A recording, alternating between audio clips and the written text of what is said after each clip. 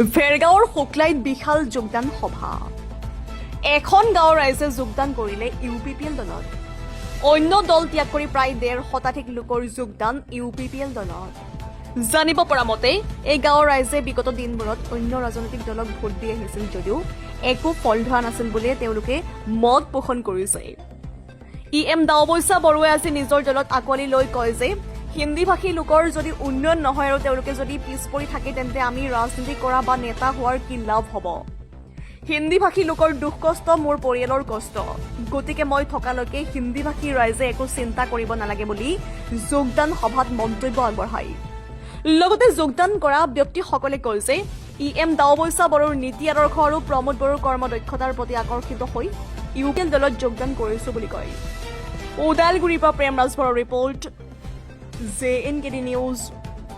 যোৱা 2020 চনৰ BTC নিৰ্বাচনত মই এই 2 নং শুক্লায়ত কালী মন্দিৰত আহি এই সমাজক মই প্ৰতিশ্ৰুতি এটা দিছিলো যে আমি নিৰ্বাচন জিকিলে কালী মন্দিৰটো বনাই দিয়া হ'ব বুলি, আৰু কালী মন্দিৰ ইতিমধ্যে নিৰ্মাণ হৈ গ'ল।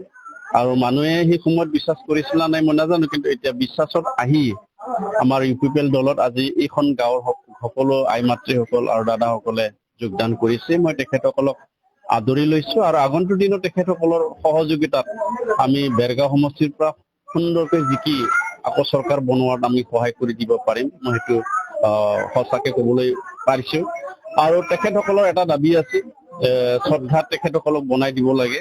মই প্ৰতিশ্ৰুতি দিছো অহা নিৰ্বাচনৰ পিছত তেখেতসকলৰ শ্ৰদ্ধাত সম্পূৰ্ণকে বনাই দিয়া হ'ব। ৰাইজে বিচাৰিছে উন্নতি, ৰাইজে বিচাৰিছে শান্তি। এই অঞ্চলত উন্নতি আৰু শান্তি সমান্তৰালভাৱে ইয়াত চলি আছে। বিভিন্ন জাতি জনগোষ্ঠীৰ যি ভাষা কলা সংস্কৃতি আমাৰ BTR চৰকাৰ তথা BTRৰ প্ৰধান শ্ৰীযুত প্ৰমোদ বড়ো ডাঙৰীয়াৰ নেতৃত্বত ইয়াত সুন্দৰকে চলি আছে। গতিকে ৰাইজে সেইটোৱে বিচাৰে, ৰাইজে এটা ৰাজনৈতিক দল বা চৰকাৰৰ পৰা উন্নতিটো বিচাৰে আৰু চৰকাৰৰ পৰা সাহায্য বা চৰকাৰে এই অঞ্চলত শান্তি আনি দিব পাৰিছে নে সেইটো লক্ষ্য কৰে। গতিকে আমাৰ এই 4-4টা বছৰ শান্তি বিৰাজ কৰিছে, উন্নতি প্ৰগতি হৈ আহিছে। আৰু মই 32 নং ভেৰগাঁও সমষ্টিত যিটো 365টা সমাজ আছে, একফালৰ পৰা বাচন বৰ্তন দিয়াৰ কামটো মই ইতিমধ্যে আৰম্ভ কৰি দিছো। তাৰ কাৰণে হয়তো ইয়াৰ সকলো জাতি জনগোষ্ঠী আমাৰ UPPL দলত যোগদানৰ কাৰ্যসূচী আৰম্ভ কৰিছে। আজি শতাধিক লোক ইয়াত যোগদান কৰিছে। এটা গাঁৱৰ সকলো আই মাতৃসকল আৰু দাদাসকলে যোগদান কৰিছে বুলি আমি ক'ব পাৰিম। আজি আপুনি যোগদান কৰিছে। নমস্কাৰ, মই 1 নং শুক্লা চন্দন ডেকা। মই UPPL দলত যোগদান কৰিলো কাৰণ UPPL দল দাবৈচা ডাঙৰীয়াই মোটামুটি ৰাইজৰ কাম কৰি যাই আছে আৰু প্ৰমোদ বড়ো ডাঙৰীয়াই আমাৰ যোনটো এটা ভূমি নীতি লৈছে সেইটোত মই বহুত সন্তুষ্ট।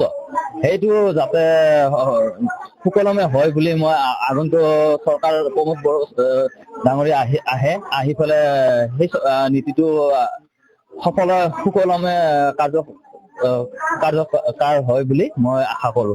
সেইকাৰণে মই UPPLত যোগদান হৈছো আৰু আগন্তুক মই ক'তো দলত নাছিলো, কিন্তু UPPL ভাল লাগিছে কাম কৰি যোৱাৰ কাৰণে। আগতেতো মই আৰু বিভিন্ন দল আহিছিল, তেতিয়া আছিলো বেলেগ বেলেগ দলত, কিন্তু এতিয়া আজি বিগত দিনৰ পৰা চাই আছো যে আমাৰ UPPL দলটো অলপ ৰাইজলৈ বহুত কাম কৰি যাই আছে। আৰু আমাৰ যিটো অনুষ্ঠান কাৰণেও কেইবাবাৰো সহায় সহযোগ তেওঁলোক কৰিছে। গতিকে আমি আজি এইটো কাৰণে মানে এই UPPL দলক আমি সমৰ্থন কৰিছো আৰু